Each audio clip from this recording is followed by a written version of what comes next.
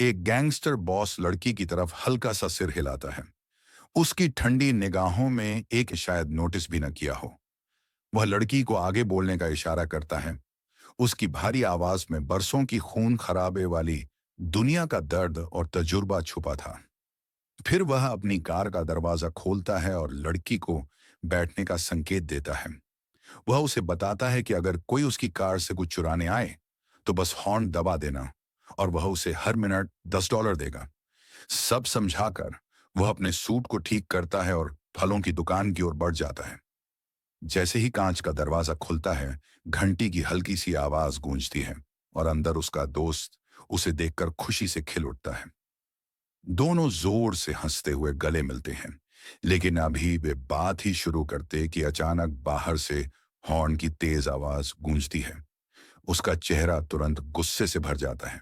वह तेजी से बाहर भागता है, बड़बड़ाता हुआ, देखता हूं कौन इतना बड़ा हिम्मत वाला है जो मेरी चीज चुराने आया है। बाहर पहुंचते ही वह देखता है कि दो चोर उसकी कार को खंगाल रहे हैं। उन्हें बिल्कुल अंदाजा नहीं कि मौत उनके सिर पर मंडरा रही है। एक गोली चलती है, चोर चीख मारकर जमीन पर गिरता है। दूसरा जैसे ही गैंगस्टर स्मोकर को पहचानता है, उसका चेहरा सफेद पड़ जाता है। वह बुरी तरह कांपने लगता है, क्योंकि उसने स्मोकर की निर्दयता के किस्से कई बार सुने थे। वह रोते हुए माफी मांगने लगता है। दादा, गलती हो गई, दोबारा नहीं करूंगा। लेकिन स्मोकर के सबक मिले और दूसरा, इस पूरे कस्बे में उसकी दहशत कायम हो जाए, इसलिए वह दूसरे चोर की टांग पर भी गोली मार देता है। उनकी चीखें पूरे बाजार में गूंज उठती हैं। यह फिल्म का नाम है द सिनफुल। अपनी समझदारी और हिम्मत से उन्होंने दौलत कमा ली। अब वे हिंसा भरी जिंदगी छोड़कर शांति चाहते थे। उसी लिए वे वापस लौटे थे, एक म्यूजिक बार खोलने। उन्हें शहर के बाहरी इलाके में एक 2 मंजिला पुराना गोदाम पसंद आया, लेकिन मकान मालिक, जो एक गोरा था, उन्हें देखते ही नाक भौं सिकोड़ने लगा। उसने खुलकर नस्ल भरी नफरत दिखाई और उन पर थूक तक दिया। पहले रोज का ऑफर दिया। 1930 के समय में यह बहुत बड़ी रकम थी। बूढ़ा फिर भी नहीं माना। तब स्मोकर ने अपना असली हथियार निकाला, बियर की बोतल। बूढ़े ने एक घूंट लिया और जैसे किसी जादू में बंध गया। वह तुरंत तैयार हो गया और वहीं सैमसंग लाइव परफॉर्मेंस कर दी। भीड़ इकट्ठी हो गई।